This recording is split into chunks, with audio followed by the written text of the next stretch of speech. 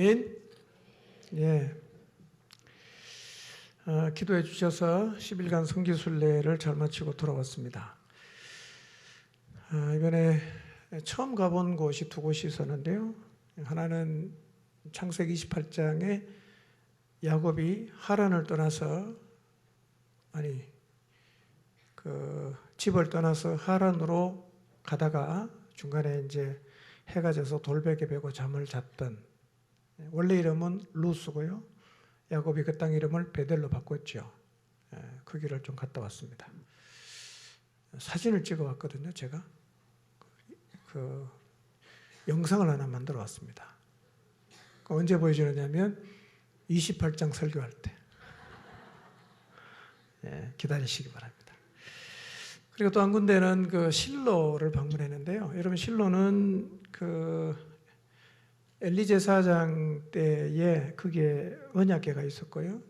그 다음에 아벡 전투할 때 언약궤 들고 나갔던 기억나시죠? 그 실로가 불탔어요. 또 그것이 어떤 곳이냐면 한나가 그곳에 와서 기도했던, 그 사무엘을 얻었던 곳이 실로인데요. 두 군데를 방문하면서 참 많은 생각을 하게 됐습니다. 순례 기간 중에 하루 시간을 내어서 이스라엘에서 사역하시는 새 선교사님을 만나서 같이 얘기도 하고 또 격려하는 시간도 가졌습니다. 그리고 이제 이스라엘에 있으면서 영적으로 밀리지 않으려고 목장별로 열심히 모여서 수련하고 있다는 소식을 들으면서 저도 공동체를 위해서 계속 기도했습니다. 우리가 늘 이렇게 기도와 말씀에 전념하려고 노력하는 이유는 이 교회는 영적인 생명력이 있어야 하고 모든 지체가 생명의 힘으로 움직여야 교회 될 수 있기 때문입니다. 우리 육체도 잘 먹으면 힘이 생기지 않습니까? 잘 먹어야 그 힘으로 살 수 있지 않습니까? 영혼도 똑같습니다. 잘 먹어야, 영혼의 양식을 잘 먹어야 그 힘이 생기는 것이고 그 힘으로 살 수가 있는 거죠. 우리가 힘이 없어서 골골거리는 사람을 보면 이렇게 말하잖아요. 야, 너는 사흘에 피죽 한 그릇도 못 먹은 것 같다. 이렇게 말하지 않습니까? 영적으로 골골거리는 이유도 똑같은 이유입니다. 사흘에 가도 피죽 한 그릇도 못 먹으니까 영적으로 우리가 힘이 없는 거죠. 우리가 세상을 역주행하고 세상 가치와 반대되는 삶을 살려고 하면 늘 든든하게 영혼의 양식을 먹어야 됩니다. 그래야 그 힘으로 갈 수가 있는 거죠. 그런데 우리는 늘 기도와 말씀에 전념하는 삶을 살아야 합니다. 이것은 특별한 기간이 있는 게 아니고요. 주님 오시는 날까지 계속 그렇게 해야 되는 거예요. 기도와 말씀에 계속 전념하시기 바랍니다. 자, 설교 제목 읽어보겠습니다. 시작. 네. 아브라함 때 들었던 흉년이 이삭 때에도 들었습니다. 이삭이 애굽으로, 양식 있는 애굽으로 내려가려고 그랄로 갔는데 여호와께서 이삭에게 나타나서 애굽으로 내려가지 말고 이 땅에 거류하라 고 말씀하시면서 아버지 아브라함에게 주었던 언약을 확인해 주시고 그 다음에 이 땅에 머물면 내가 너에게 복을 주겠다 고 말씀을 하셨습니다.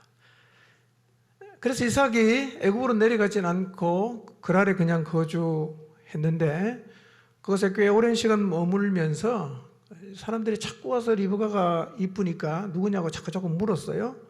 그래서 이삭이 뭐라고 말합니까? 죽음을 면하기 위해서 누이다 이렇게 속였는데 얼마 후에 거짓이 들통이 나죠. 근데 이상하게 아비멜렉이 그 이삭과 리브가의 관계가 부부 관계인 것을 확인한 다음에 이삭의 아내를 범하는 자는 사형에 처한다는 포고령을 내려요. 이삭을 보호해 주는 거예요. 참 신기한 일입니다. 이건 뭐냐면 이 땅에 거류하면 내가 너와 함께 하겠다는 약속을 하나님이 지켜주신 거예요. 이것이 순종하는 성도의 삶에서 일어나는 일들입니다. 자, 오늘 이야기는 그 후 이삭이 계속 그랄 땅에 머물면서 겪은 일들입니다. 이것은 어쩌면 오늘 이 땅을 살고 있는 성도들의 삶의 모습이기도 합니다. 자, 12절부터 14절 읽어봅니다. 시작. 이삭이 그 땅에 농사하여 그의 백배나 얻었고 여호와께서 복을 주심으로 그 사람이 창대하고 왕성하여 마침내 거부가 되어 양과 소가 떼를 이루고 종이 심이 많음으로 블레셋 사람이 그를 시기하여. 네, 이삭이 그 땅에서 농사했습니다. 몇 배나 얻었죠? 근데 이게 놀라운 일인 게요. 이삭은 원래 농사꾼이 아니에요. 뭐 하는 사람이죠? 목축하는 사람입니다. 양치는 사람이지 농사 짓는 사람이 아니란 말이에요. 근데 처음으로 농사를 지었어요. 결실이 몇 배입니까? 100배입니다. 무슨 기준으로 100배라고 말한지는 모르지만 하여튼 엄청난 수확을 했다는 거죠. 어떻게 이런 일이 가능했을까요? 농사 전문가도 아니고 양치는 목축, 목동인데 양을 치던 사람인데 농사를 지었는데 몇 년의 실패 끝에 뭐 100배 이게 아니라 그 해에 100배를 얻었어요. 12절을 보면 여호와께서 복을 주셨기 때문이라고 이 얘기를 합니다. 이 땅에 거류하면 내가 너와 함께 있어서 내게 복을 주겠다고 하신 약속을 하나님이 또 지키신 거예요. 하나님이 함께하는 인생에는 늘 이런 은혜와 복이 따르죠. 우리도 마찬가지입니다. 우리도 하나님과 함께하면 이런 은혜와 복을 누리게 돼요. 여러분 하나님과 함께 하십니까? 우리 뭐 다 그냥 교회 나오니까 하나님과 함께 한다고 말합니다. 근데 교회를 나오는 거하고 하나님이 함께 하는 건 달라요. 그 의미는 제가 뒤에 가서 설명하겠습니다. 교회를 나와도 하나님과 전혀 함께 하지 않은 사람이 적지 않습니다. 이 은혜는 누가 누리냐? 하나님과 함께 하는 사람이 누리는 거예요. 자, 이런 이삭을 통해 우리가 배우게 되는 교훈이 있어요. 이게 뭐냐면 무엇을 하느냐보다도 어디에 있느냐가 중요하다는 거예요. 이삭이 어디서 농사했습니까? 그 땅에서 농사를 했어요. 풍요를 찾아 애굽으로 가려고 했는데 하나님이 애굽으로 가지 말라고 막으시니까 애굽으로 안 내려갑니다. 그리고 그 땅에 머물렀어요. 그리고 그 땅에 머문 하나님 이삭을 하나님은 축복하셨어요. 여러분 이삭이 농사짓는 기술이 뛰어나서 100배 결실을 한 게 아니라 말씀하시는 자리에 머물렀기 때문에 그런 복을 받은 것입니다. 여러분 애굽에 내려가서 아무리 용서도 안 돼요. 약속의 땅을 떠나서는 무슨 노력을 해도 안 됩니다. 그러나 약속하신 땅에 머물러 있으면 하나님이 은혜와 복을 주십니다. 중요한 것은 내가 얼마나 인생을 노력하느냐가 중요한 게 아닙니다. 내가 어디에 머물러 있냐 이게 중요한 거예요. 여러분 하나님이 있으라고 하신 곳에 계셔야 합니다. 하나님의 언약이 있는 땅에 머물러야 합니다. 그래야 하나님의 은혜와 복을 누리게 되는 것입니다. 이삭이 복을 받은 게 뭐냐? 그 땅에 있었기 때문에 하나님이 복을 주신 거예요. 여러분 이삭이 농사한 땅은 좋은 땅이 아닙니다. 그 네게베라는 지역은요, 거의 황무지거든요. 이번에 이제 그 선교순례 가서 가이드가 쭉 설명하는데요. 이스라엘 땅은 비가 많이 안 오지 않습니까? 200mm 정도까지 비가 안 오면 사람이 살 수가 없고요. 200mm에서 300mm 정도가 오면 목축이 가능하고요. 농사를 지으려고 하면 비가 그보다 더 많이 와야 됩니다. 근데 네게버 지역은요, 연간 강우량이 200mm밖에 안 돼요. 겨울에만 비가 오고 여름에는 비가 하나도 안 와요. 우리나라 연 강수량이 얼마인지 아십니까? 1300mm입니다. 그러니까 농사를 지을 수 있죠. 그런데 200mm밖에 안 되는 매우 척박한 땅, 그러니까 농사 짓기가 사실은 불가능한 한 땅인데요. 목축하던 이삭이 그의 첫 농사를 지었는데 100배의 결실을 얻었다. 이 말이 무슨 얘기입니까? 약속의 땅에 머물면 하나님이 복을 준다는 거예요. 하나님이 책임진다는 거죠.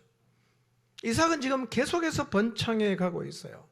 13절을 보면 그 사람이 창성하고 왕성하여 거부가 되었다고 했는데요. 이 왕성하다는 말은 이런 뜻입니다. 갈수록 혹은 점점 더 그런 뜻이에요. 그러니까 이삭은 점점 더 번창해 가고 있어요. 갈수록 번창해 가고 있어요. 그럼 뭐가 됐어요? 거부가 되었다. 이렇게 얘기하고 있습니다. 엄청난 부자가 됐다는 거죠. 양과 소가 떼를 이루었습니다. 종도 굉장히 많아졌어요. 여러분 이삭이 창성하고 왕성해서 거부가 되도록 하나님이 복을 줬어요. 그런데 한 가지 문제가 생겼어요. 그게 뭐냐면 이삭이 너무 잘 되니까 블레셋 사람이 시기를 한 거예요. 자, 하나님이 복을 주셔서 거부가 되었는데 시기를 받는다. 이게 뭐지? 라는 생각이 들 수 있어요. 우리가 생각에는 하나님이 복을 줬으면 아무도 시기 안 하고 그냥 그 복을 마음껏 누리며 살아야 된다는 생각을 할 수 있잖아요. 근데 하나님이 복을 줬어요. 100배나 받았습니다. 점점 갈수록 창성해져서 거부가 되었어요. 근데 블레셋 사람의 시기를 받아요. 복을 준 때는 언제고 또 시기를 하게 되는 것도 무슨 일인가, 이런 질문이 생길 수 있어요. 그 이유는 오늘 설교를 다 들으면 여러분 스스로 다 답을 찾습니다. 설교 다 듣고도 답을 못 찾으면 여러분이 설교를 안 들었다는 얘기입니다. 그 이유를 오늘 나눔하면서 다 물어보시기 바랍니다. 여러분 인생이란 늘 이렇게 하나가 좋으면 하나가 문제가 되기도 합니다. 여러분 아브라함과 롯이 갈대우르에서 같이 나올 정도로 굉장히 사이가 좋았잖아요. 언제 갈랐었죠? 부자가 됐을 때 갈랐었습니다. 아브라함의 양과 소가 많아지고 롯의 양과 소가 많아져서 같이 거주할 수 없게 되니까 싸운 거죠. 부자가 되었을 때 갈라졌습니다. 여러분 그래서 부유해지고 성공하는 것이 신앙의 최종 목표가 아닙니다. 왜냐하면 우리가 잘 살아도 성공해도 시기와 갈등 같은 문제가 늘 생길 수 있기 때문입니다. 그래서 성공해도 갈등과 문제가 있고 그렇지 않아도 또 문제가 있어요. 그래서 이 땅의 삶은 완전하지 않습니다. 인생은 언제나 하나님을 붙잡고 하나님 안에서 인생의 궁극적인 하나님의 선물과 은혜와 영생을 향해서 달려가는 것이 신앙생활입니다. 여러분, 이 블레셋 사람이 이삭을 시기한 것은 충분히 이해할 수 있어요. 여러분, 그 외지인이 남의 땅에 와서 갑자기 너무 큰 부자가 되면 긴장이 생길 수 있지 않겠어요? 뭐 예를 들어서 우리 지역에 중국 사람이 와서 상권을 다 장악해서 거부가 되었다. 그럼 어떻게 될까요? 우리가 좀 그런 마음이 생기겠죠? 예. 그런 이유로 지금 블레셋 사람들이 이삭을 시기하는 거예요. 남이 잘 되면 배가 아프고 시기하는 것이 인간의 보편적인 모습이에요. 그 우리 속담에 사촌이 논을 사면 어디가 아픕니까? 배가 아프죠. 배가 아프죠. 혹시 그런 배앓이를 하고 계신 분 안 계십니까?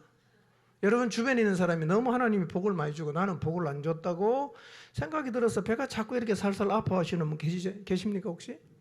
여러분 우리는 하나님이 복을 준 사람, 하나님의 복을 받은 사람을 시기하지 않아야 합니다. 인간에게 가장 무서운 게 뭔지 아십니까? 시기와 질투입니다. 이 시기와 질투는요, 자기를 망칩니다. 상대를 망치는 게 아니라 자기를 망쳐요. 사울이 다윗을 시기하고 질투하다가 자기를 잃어버리잖아요. 파멸로 가잖아요. 여러분 하나님이 축복한 사람은 여러분도 축복하시기 바랍니다. 하나님이 축복한 사람을 자꾸 끄집어 내리려고 하거나 시기하고 질투하지 마십시오. 그것은 나를 망치는 길이에요. 자, 15절에 17절 봅니다. 시작. 그 아버지 아브라함 때에 그 아버지의 종들이 판 모든 우물을 막고 흙으로 메었더라. 아비멜렉이 이삭에게 이르되 내가 우리보다 크게 강성한즉 우리를 떠나라. 이삭이 그곳을 떠나 그랄 골짜기에 장막을 치고 거기 거류하며. 자, 이삭의 장성함을 시기한 블레셋 사람들이 두 가지 일을 해요. 하나는 뭐냐면 우물을 다 메워버립니다. 우물을 메웁니다. 여러분 광야에서 우물을 파는 일은 진짜 어려운 일입니다. 이번에도 이스라엘 지역을 이렇게 광야 지역을 쭉 지나면서 드는 생각이요. 야, 이 광야에서 어디를 파야 물이 나올지를 알겠어요. 어디를 파야. 그리고 그 당시에는 무슨 우물을 파면 우리 시대처럼 포크레인으로 팝니까?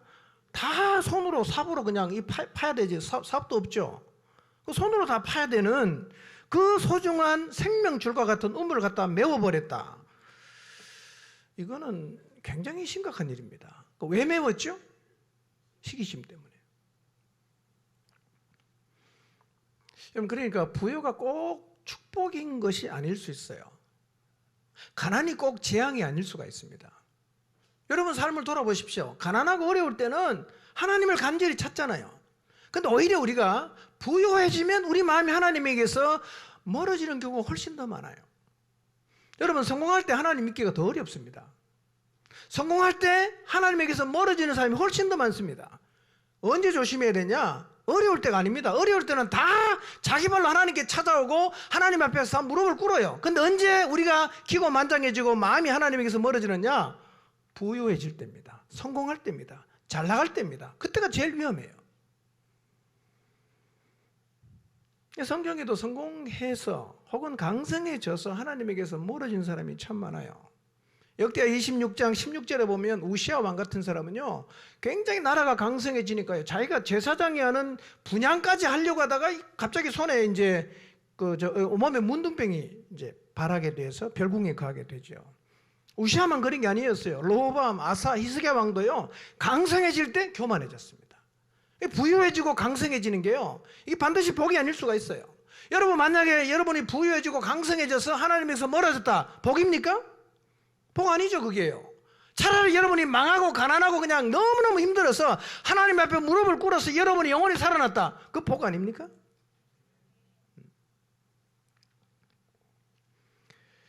그래서 여러분, 부유할 때 우리가 조심해야 됩니다. 아비멜렉의 종들이 와서 우물을 다 메웠잖아요. 그 당시에는 우물을 메운다는 것은 두 가지 의미가 있어요. 하나는 뭐냐? 전쟁하자는 거예요. 여러분, 내가 파놓은 내 양떼를 먹여야 되는 생명 줄인 우물을 메웠다, 가만히 있겠어요? 죽기 살기로 싸워야지, 그건요. 그러니까 우물을 메웠다는 것은 전쟁을 선포하는 것이고요, 또 하나는 뭐냐? 떠나라는 거예요. 너랑 같이 못 살겠다, 나가라, 이런 뜻이거든요. 실제로 아비멜렉이 이삭에게 와서 네가 우리보다 크게 강성하니까 우리를 떠나라 라고 요청을 합니다. 떠나라. 흉년을 피해서 애굽으로 가다가 거랄에서 하나님이 애굽에 내려가지 말라고 해서 거랄 땅에 머물렀어요. 그곳에서 아내를 누이라고 속임으로 큰 위기를 맞았지만 하나님의 도우심으로 위기를 넘깁니다. 그의 농사를 지어서 100배나 얻고 점점 창성해져서 거부가 되었어요. 근데 블레셋 사람이 시기해서 지금 우물을 메워버리고 떠나라고 합니다. 어디로 가야 됩니까? 이삭은. 여러분 같으면 어디로 가겠어요?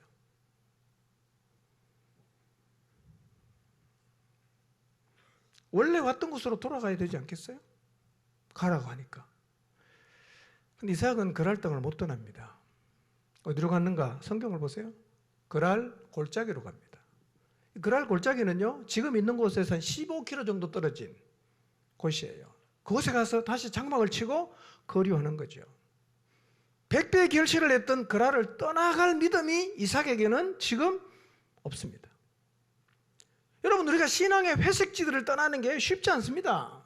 교회 한 발 들어놓고 세상에 한 발 들어놓고 어정쩡한 모습으로 신앙생활을 평생 동안 하는 사람도 있잖아요. 이것도 아니고 저것도 아니에요. 하나님이 뭐라고 말씀하셔도 어떨 때는 이 발을 뗐다가 어떨 때는 저 발을 뗐다가 계속해서 세상과 하나님에게 양다리 걸쳐놓고 신앙생활을 하면서 그 삶을 청산하지 못하는 거예요. 이삭이 지금 못 떠나고 있어요. 그래서 떠나라고 하니까 그랄에 있는 골짜기로 가서 사는 거예요. 한 15km 정도 떨어진 것입니다. 여러분, 혹시 신앙의 회색지대에 머물러 있다면 믿음으로 회색지대를 떠나시기를 바랍니다.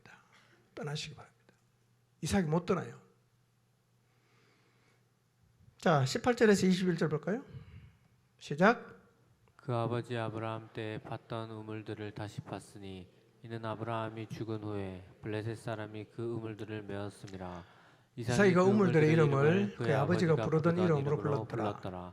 이삭의 종들이 골짜기를 파서 샘 근원을 얻었더니 그럴 목자들이 이삭의 목자와 다투어 이르되 이 물은 우리의 것이라 하매 이삭이 그 다툼으로 말미암아 그 우물 이름을 에색이라 하였으며 또 다른 우물을 팠더니 그들이 또 다툼으로 그 이름을 신나라 하였으며 이삭이 거기서 옮겨 다른 우물을 팠더니 그들이 다투지 아니하였으므로 그 이름을 르호봇이라 하여 이르되 이제는 여호와께서 우리를 위하여 넓게 하셨으니 이 땅에서 우리가 번성하리로다 하였더라. 그랬어요. 자, 그랄 땅 골짜기에 장막을 친 이삭은 아버지 아브라함이 죽은 다음에 블레셋 사람들이 메왔던 우물을 다시 파요. 그럼 놀랍게도 샘의 근원을 다시 얻습니다. 근데 이삭이 그 땅에서 이전에 블레셋 사람이 메웠던 샘을 다시 팠다는 것은 뭐예요? 다시 선전포고하는 것과 똑같습니다. 왜냐하면 쇠물 메우고 가라고 했는데 또 팠으니까요. 이삭의 종들이 우물을 파니까 그랄의 목자들이 다시 와요. 그리고 뭐라고 하느냐면 이 우물 우리 거다. 그리고 뺏어가는 거예요. 이삭이 어떻게 합니까? 우물을 양보해요. 그리고 이름을 에색이라고 붙였습니다. 사실은 양보한 게 아니라 양보를 할 수밖에 없어. 힘으로 못 이기니까. 뺏긴 거죠. 그래서 에색이라는 뜻은요, 억압하다, 강탈하다라는 말에서 유래된 말입니다. 그러니까 불공평하게 강탈해 갔다는 뜻입니다. 에색이라는 우물을 팠다 그냥 강탈당했어요. 이삭의 종들이 그 다음에 또 가서 우물을 팠어요. 근데 그날의 목자가 와서 또 이거 우리 거라고 내놓으라고 합니다. 이삭이 또 내줍니다. 그리고 그 땅 이름은 뭐라고 부르죠? 신나라고 불러요. 신나라는 말의 뜻이 뭐냐면 적대감이라는 뜻입니다. 그러니까 처음 에색을 빼앗을 때보다 훨씬 더 악의적으로 우물을 빼앗아갔다는 얘기예요. 나그네로 살아가는 우리를 대하는 세상의 태도가 이렇습니다. 우리가 하늘 가치를 가지고 살아가면요, 세상이 우리를 이렇게 대우하죠. 자, 22절 말씀을 보면 이삭이 2번 우물을 팠다가 다 뺏겼어요. 에색도 뺏기고 강탈당하고 신나는 뺏겼어요. 3번째 우물을 또 팠어요. 근데 이번에는 아무도 시비를 안 거는 거예요. 누가 싸움을 멈추게 하고 누가 이삭에게 장소를 넓혀 주셨는가? 22절을 보겠습니다. 시작. 다른 우물을 봤더니 그들이 다투지 아니하였으므로 그 이름을 르호봇이라 하여 이르되 이제는 여호와께서 우리를 위하여 넓게 하셨으니 이 땅의 소리가 번성하리로다 하였더라. 자, 3번째 우물 이름이 뭐죠? 로봇입니다. 로봇을 파니까 그랄 사람이 와서 또 뺏어갑니까? 안 뺏어갑니까? 안 뺏어가죠. 그래서 이삭이 뭐라고 얘기합니까? 주님께서 우리의 살 곳을 넓히셨으니까 우리가 이 땅에서 번성할 것이다 라고 하면서 이름을 뭘로 붙이죠? 르호봇이다 이렇게 붙였단 말이에요. 누가 넓게 하셨어요? 주님이 넓게 하셨어요. 우리는 우물과 관련한 이삭의 태도에서 2가지를 배울 수 있어요. 첫 번째, 이삭은 여호와께서 넓힐 때까지 물러섰습니다. 여러분, 이삭은 에색과 신나를 양보할 수밖에 없었지만 죽기 살기로 싸우지 않았습니다. 그러니까 하나님이 어떻게 합니까? 살 곳을 넓혀주시고 르호봇을 만나게 하신 거예요. 여러분, 우리도 타의에 의해서 양보할 수밖에 없는 에색과 신나를 양보하면 하나님께서 우리의 살 곳도 넓히시고 우리에게도 르호봇을 만나게 하신다는 사실을 기억하시기를 바랍니다. 에색에서 목숨 걸고 싸우지 마십시오. 신나에서 네 죽고 내 죽고 하자 이렇게 덤벼들지 마시길 바랍니다. 내어주십시오. 그럼 하나님이 우리에게 넓어진 장소 르호봇을 허락하십니다. 2번째로 이삭은요, 파는 우물마다 물이 나왔어요. 우물을 파서 물이 나오는 것은 쉬운 일이 아니었는데요, 놀랍게도 이삭은 파면 나왔지 않습니까? 이거는 뭘로 의미합니까? 하나님이 이삭을 보호하고 계심을 보여주는 것입니다. 그런데 이런 일을 겪으면서 놀라운 일이 벌어져요. 그게 뭐냐면 블레셋 사람들이 이삭을 두려워하기를 시작합니다. 백배결실을 보고 우물을 뺏어가니까 죽기 살기로 싸우질 않고 뒤로 물러서고 파는 대로 물이 나와요. 이런 이삭을 보면서 뭐라고 말할 수는 없는데 하나님이 저 이삭이라는 사람을 돌보고 계신다는 것이 아비멜렉과 그랄 사람들이 느껴지는 거예요. 그래서 거꾸로 이제 이런 마음이 드는 거예요. 저 사람 괴롭히면 우리 큰일 나겠다. 이런 생각이 든 거예요. 이삭은 블레셋 그랄 사람들을 이런 방식으로 이겼습니다. 그런데 이 르호봇이 이삭의 절정이 아닙니다. 하나님이 장소를 넓히셔서 그 땅에서 번성하게 했지만 이삭의 삶은 르호봇에서 끝나지 않습니다.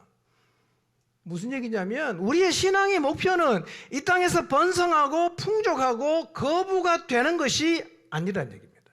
그건 절대로 신앙의 목표가 될 수가 없습니다. 우리의 신앙의 목표는 뭘까요? 우리는 어디를 향해서 달려가고 있고 우리가 이 땅에서 계속해서 머물러야 하는 곳은 어디일까요? 23절을 보겠습니다. 읽습니다. 시작. 이삭이 거기서부터 브엘세바로 올라갔더니 그랬어요. 그랄에서 벌어진 일들을 경험하면서 이삭도 느꼈을 거예요. 흉년의 때에 애굽으로 내려가려는 자신을 찾아오셔서 이 땅에 머물면 너희 아버지 아브라함에게 주신 언약을 이루고 내가 너와 함께하고 너에게 복을 주겠다. 그 하신 약속을 계속해서 지키는 걸 경험해요. 아내를 누이라고 거짓말했지만 오히려 아비멜렉을 통해서 그 가정을 보호하시고 목주가 된 사람이 처음으로 농사를 지었는데 백배결실을 맺고 그리고 두 개 신나와 에색을 빼앗겼지만 블레셋 사람들이 이 로봇을 빼앗지 않는 일을 돌아보면서 오히려 이 이삭의 마음속에는 야 내가 이 신앙의 회색지들을 떠나야겠다라는 마음이 생긴 거예요. 그리고 그가 결정합니다. 그리고 들어가냐? 브엘세바로 올라가는 거예요.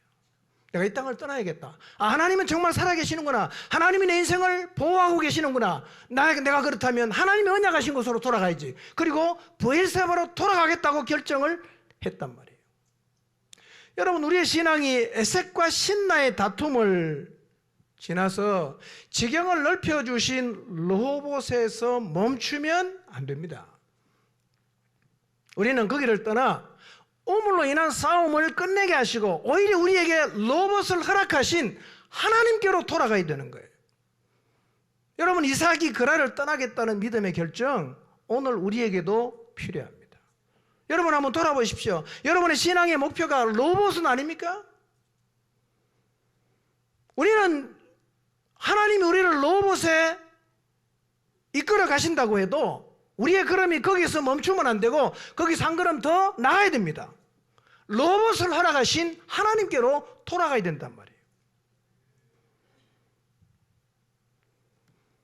우리의 마지막 걸음은 문제를 해결하신 하나님께로 나가서 하나님 앞에 머무는 것입니다. 그 자리가 목표입니다.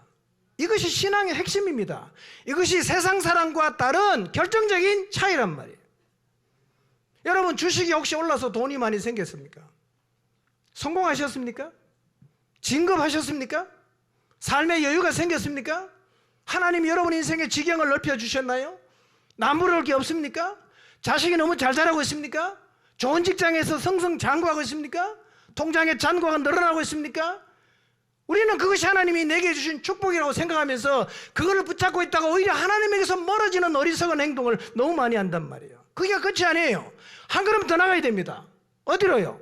그 은혜를 주신 하나님께로 올라가야 된단 말이에요. 근데 많은 사람이 르호봇이 목적이에요. 그러니까 주저앉아 버립니다. 그리고 하나님에게 점점 멀어져 가고 있어요. 여러분 기억하십시오. 르호봇이 목적이 아니에요. 르호봇이 우리가 최종적으로 도달해야 될 자리가 아니라는 사실을 잊지 마시기를 바랍니다. 어디로 가야 됩니까? 브엘세바로 가야 됩니다. 복을 주신, 지경을 넓혀주신 하나님께로 돌아가야 된단 말이에요. 그것이 우리의 신앙의 최종 목표입니다. 신앙은 뭐냐? 결정입니다. 여러분 이삭이 그랄 사람에게 떠나라고 할 때는요 브엘세바로 안 올라갔어요. 근데 오히려 하나님이 장소를 넓혀주는 경험을 하면서 이삭이 하나님을 깨닫습니다. 돌아가야 되겠다 결정합니다. 그리고 그랄을 떠나서 어디로 갑니까? 브엘세바로 가는 거예요. 여러분 르호봇에 만족하지 마시기를 바랍니다. 르호봇을 허락하신 하나님께로 올라가기로 결정하게 되시기를 바랍니다. 하나님께로 올라가십시오. 하나님께로 올라가십시오. 브엘세바로 가야 됩니다. 거기가 우리가 평생 머물러야 하는 자리입니다. 24절 25절 봅니다. 시작. 그 밤에 여호와께서 그에게 나타나 이르시되 나는 내 아버지 아브라함의 하나님이니 두려워하지 말라. 내 종 아브라함을 위하여 내가 너와 함께 있어 내게 복을 주어 내 자손이 번성하게 하리라 하시니라. 이삭이 그곳에 제단을 쌓고 여호와 이름을 부르며 거기 장막을 쳤더니 이삭의 종들이 거기서도 우물을 팠더라. 예. 여러분 이삭이 브엘세바로 올라갔어요. 24절을 다시 보세요. 누가 나타납니까? 여호와께서 나타나시는 거예요. 무슨 얘기일까요? 하나님이 기다렸다는 얘기입니다. 기다린 거예요. 로봇을 목적하고 그걸 복이라고 생각하고 그 땅에 머물지 않고 이삭이 하나님께로 돌아오기를 하나님 기다렸어요. 이 결정하고 가자. 그리고 부엘세바로 갔습니다. 그 밤에 여호와께서 나타나셔서 이삭을 만나 주신 거예요. 뭐라고 말씀하십니까? 두려워하지 마라.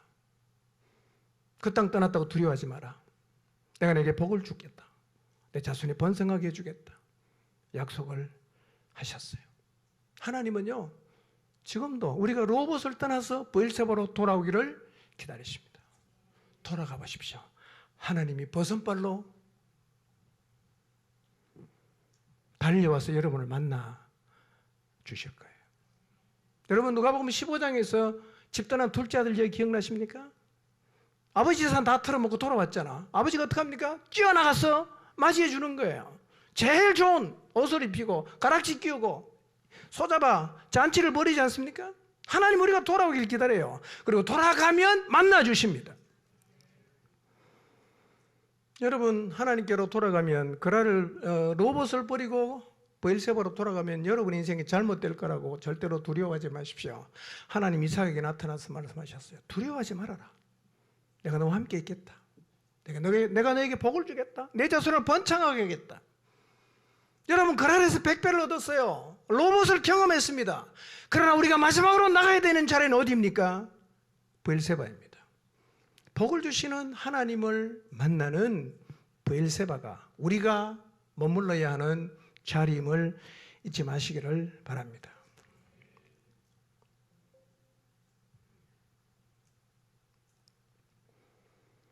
이삭이 부엘세바에서 제단을 쌓았다는 말은 하나님을 예배했다는 말입니다.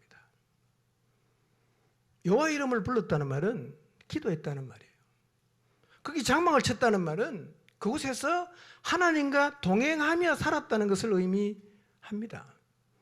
그러면서요, 이삭이요, 하나님의 언약을 성취하는 삶을 살게 됩니다.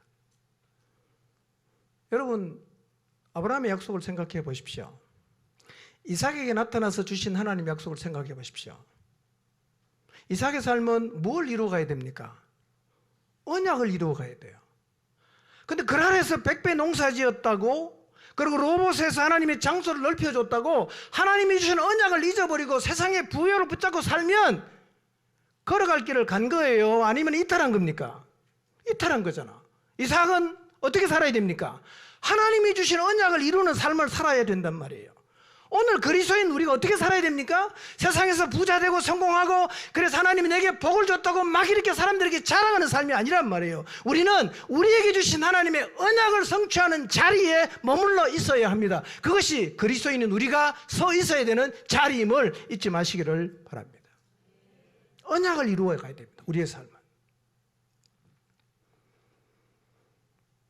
여기서 우리가 알 수 있는 것은 우리 인생의 흉년이 찾아옵니다. 때로 우리도 그랄에 머물 수 있죠. 에색과 신나를 지나기도 합니다. 힘들죠. 또 하나님이 넓혀주시는 로봇을 경험하기도 합니다. 그러나 신앙의 하이라이트는 뭡니까? 부엘세바로 올라가는 거예요. 하나님을 만나는 자리로 올라가는 것입니다. 우리의 신앙에서 가장 중요한 것, 우리의 신앙에서 우리가 도달해야 되는 최종적인 목적지는 문제를 해결하시는 하나님을 만나고 그 하나님과의 관계를 회복하는 것입니다. 이게 최고 복입니다. 잊지 마시기를 바랍니다. 26절에서 33절 봅니다. 읽습니다. 시작.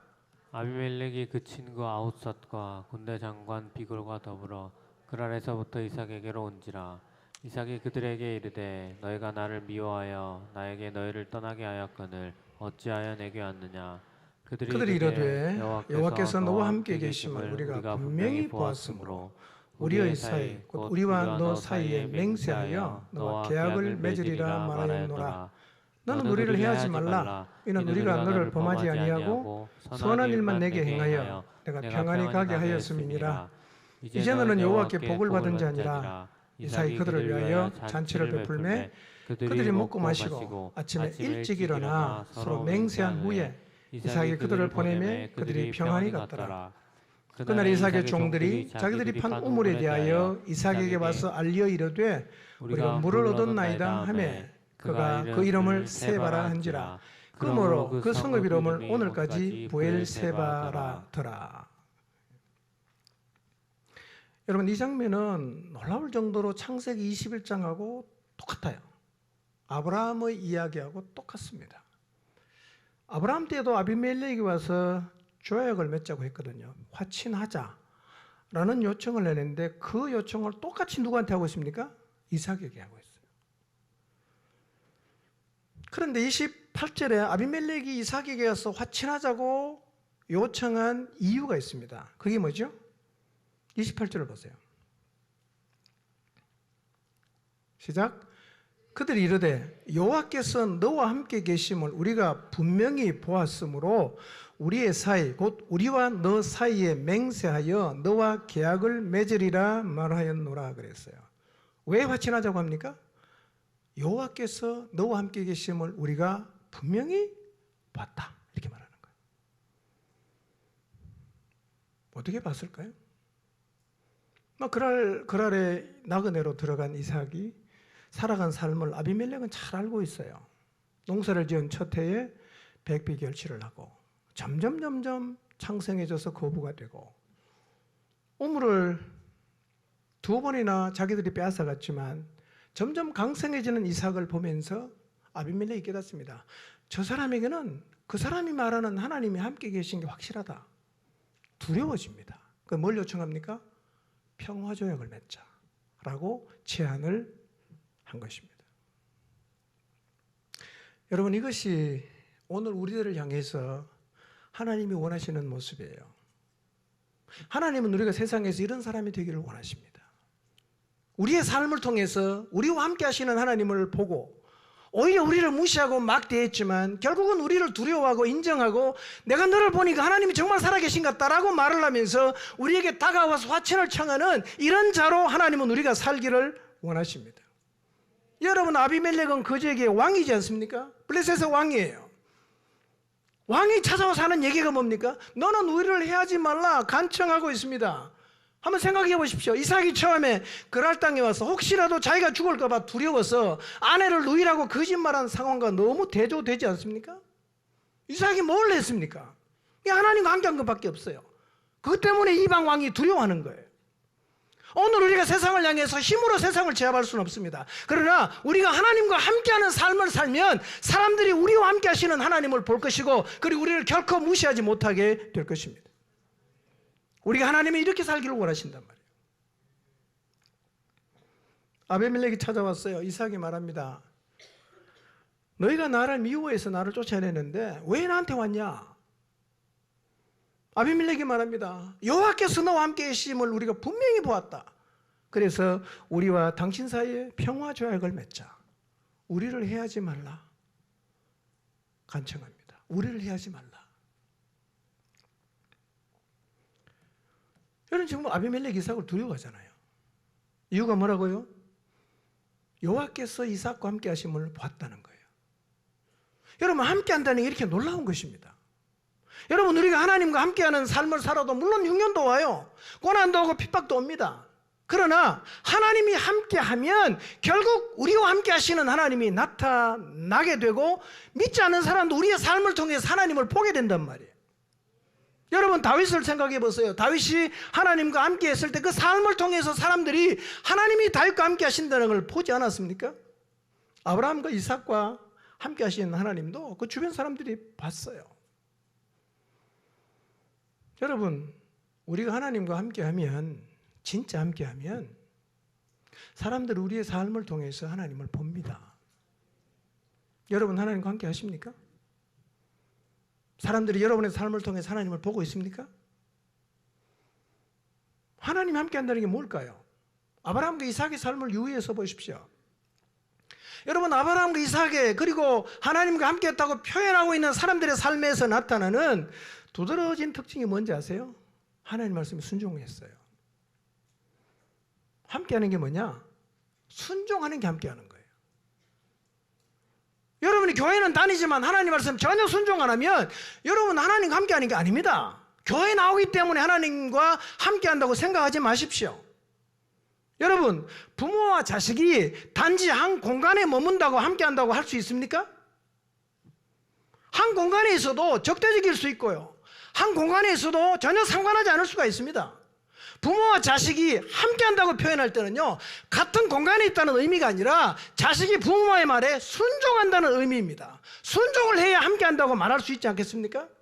여러분, 같은 공간에 살아도 자식이 부모 말 절대로 안 듣고 살면 그건 함께 하는 게 아닙니다. 마찬가지입니다. 우리가 하나님을 믿는다고 해도 하나님 말씀에 전혀 관심도 없고 하나님에게 순종 안 하면 그건 하나님과 함께 하는 게 아니고 그냥 내 길을 가는 거예요. 교회만 댕기지만 실제로는 내 길을 가는 겁니다. 여러분이 여러분의 길을 가고 하나님 말씀과 상관없이 사는데 어떻게 그게 하나님과 함께 하는 거라고 말할 수가 있겠습니까? 그건 함께 하는 게 아니에요. 뭐가 함께 하는 겁니까?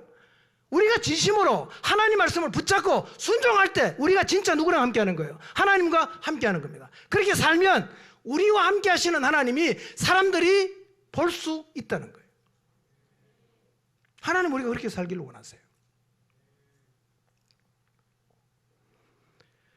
여러분, 매주마다 교회를 나오시잖아요. 정직하게 한번 돌아보십시오. 교회는 나오지만 여러분의 길을 가십니까? 하나님과 함께 가십니까? 하나님 뭐라고 해도 나 신경 안 쓰고 하나님 어떤 말씀에도 나는 순종 관심이 없고 그냥 내 길을 가요. 그건 함께 하는 거 아닙니다, 여러분. 그렇게 사니까 우리의 삶을 보고 하나님이 보이지 않는 거죠.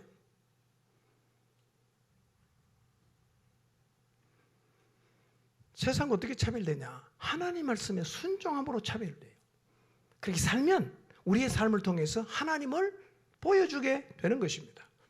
여러분, 우리가 이 세상에 살면서 차별화되는 순종이 구체적으로 뭘까요? 예수님을 안 믿는 사람하고 예수님을 믿는 우리 사이의 차이는 무엇일까요? 여러분, 가장 큰 차이는 세상 사람들은 현재 가치로 삽니다. 그런데 성도는 미래 가치를 따라 살아요. 우리는 미래 가치로 살아야 됩니다. 그렇게 살면 사람들이 궁금해합니다. 어떻게 현재 가치를 뒤로 하고 보이지도 않는, 아직 오지도 않았는 그 미래 가치를 붙잡고 살아갈 수가 있는가? 그렇게 살면 궁금해하죠? 그럼 어떻게 하겠어요? 묻겠죠. 왜 그렇게 사냐고. 어떻게 그렇게 살 수 있냐고 묻는단 말이에요. 베드로후서 3장 15절 한번 보겠습니다. 읽습니다. 시작. 너희 마음에 그리스도를 주로 삼아 거룩하게 하고 너희 속에 있는 소망에 관한 이유를 묻는 자에게는 대답할 것을 항상 준비하되 온유와 두려움으로 하고. 예, 마음에 그리스도를 주로 삼아서 거룩하게 하고 소망을 가지고 살면, 미래 가치를 붙잡고 살면 사람들이 뭐라고 이야기한다고요? 어떻게 그렇게 살 수 있냐고 묻는단 말이에요. 우리의 미래 가치는 뭡니까? 여러 개로 설명할 수 있습니다. 구원입니다, 여러분. 여러분, 구원 받으셨습니까? 구원이 사실입니까? 그래서 우리는 미래 가치 붙잡고 살 수가 있는 것입니다. 우리를 세상의 가치와 차이난 삶을 살게 하는 것은 바로 구원입니다. 여러분, 만약에 우리가 구원을 받지 않는다면 세상 사람과 다르게 살아갈 이유가 뭐가 있겠어요? 생각해 보십시오. 우리가 흉년이 온다고 믿음과 말씀을 다 집어던지고 세상으로 가버리고 애색을 지키려고 목숨 걸고 신나를 뺏기지 않으려고 인생을 건다면, 로봇을 전부로 생각해서 그것을 축복이라고 생각하고 오히려 하나님에게서 멀어진 삶을 산다면 이거는 세상 사람하고 다를 바가 하나도 없지 않겠습니까?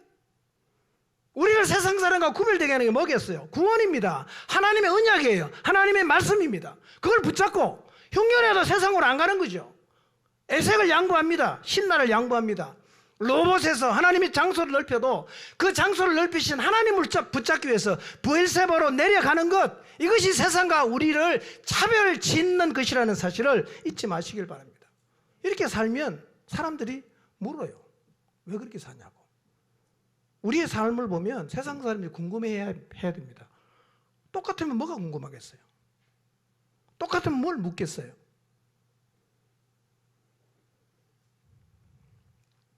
우리는 세상 사람들이 우리의 삶이 궁금해서 물을 수 있도록 살아야 합니다. 여러분 제가 지금 드리는 말씀을 그냥 늘 알던 얘기로 흘려 듣지 마시고 마음에 깊이 한번 새기시고 이번 한 주 동안 묵상해 보시길 바랍니다. 우리는요 영생을 믿는 사람입니다. 우리는요 보이지 않는 나라를 믿는 사람입니다. 우리는요 하나님을 아버지로 믿는 사람입니다. 이것을 진실로 믿고 이 믿음을 따라 살아가야 합니다. 우리가 구원을 소망하면서 하나님의 언약을 붙잡고 미래 가치를 추구한다면 우리의 삶은 현재 가치만을 추구하는 사람과는 확연하게 다를 것입니다. 바로 그런 삶이 세상의 빛과 소금이 되는 삶이에요. 창세기 21장을 보면 아비멜렉이 아브라함과 화친하러 찾아왔습니다. 그리고 두 사람이 맹세하고 그곳 이름을 브엘세바로 불렀는데요. 자, 창세기 21장 31절에서 33절을 한번 보겠습니다. 읽습니다. 시작. 두 사람이 거기서 서로 맹세하였으므로 그곳을 브엘세바라 이름하였더라.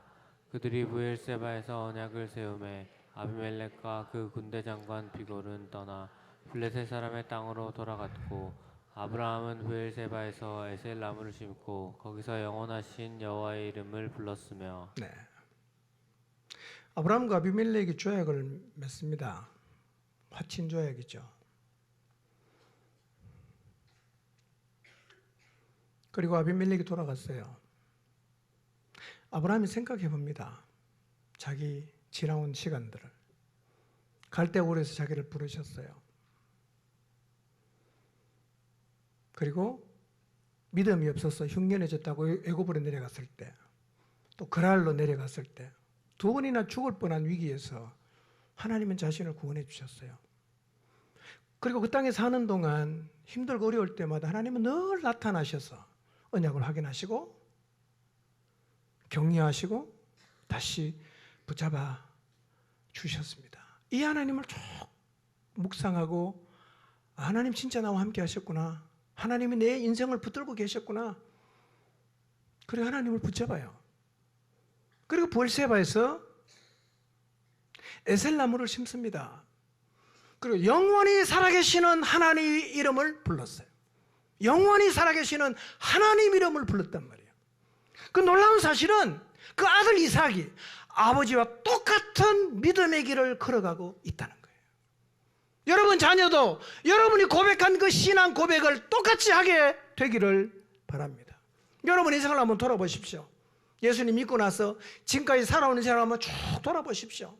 그리고 여러분과 함께 하시고 여러분 인생을 붙드셨던 하나님을 기억하시고 여러분도 아브라함처럼 영원히 살아계시는 하나님의 이름을 부르게 되시기를 바랍니다. 이삭이요 하나님이 넓혀주신 땅 루오봇을 뒤로 하고 자기의 삶을 붙들고 지켜주신 하나님께로 돌아가잖아요. 그것이 어디입니까? 브엘세바였어요. 여러분 우리도 이제 믿음의 조상들이 걸어갔던 그 길을 따라가야 합니다. 에색을 지키려고 신나 붙잡겠다고 목숨 걸지 마시기를 바랍니다. 100배 결실을 난 그란 그리고 하나님이 넓혀주신 장소 로봇이 신앙의 목적지가 아니라는 사실을 잊지 마시기를 바랍니다. 우리가 도달해야 되는 진짜 목적은요 100배 결실을 주시고 로봇을 허락하실 수 있는 하나님께로 돌아가는 것입니다. 그것이 바로 브엘세바입니다. 그렇게 하나님을 붙잡고 현재 가치가 아니라 미래 가치를 따라 살 때 오늘 우리도 우리와 함께 하시는 하나님을 세상 사람들에게 보여줄 수 있을 것이고 이렇게 궁금해서 묻는 사람들에게 살아계신 하나님을 전할 수 있게 될 것입니다. 이것이 그리스도인의 삶입니다. 아브라함과 이삭처럼 이제 브엘세바로 올라가서 영원히 살아계시는 하나님의 이름을 부르고 하나님의 이름을 붙잡게 되시기를 바랍니다. 기도하겠습니다.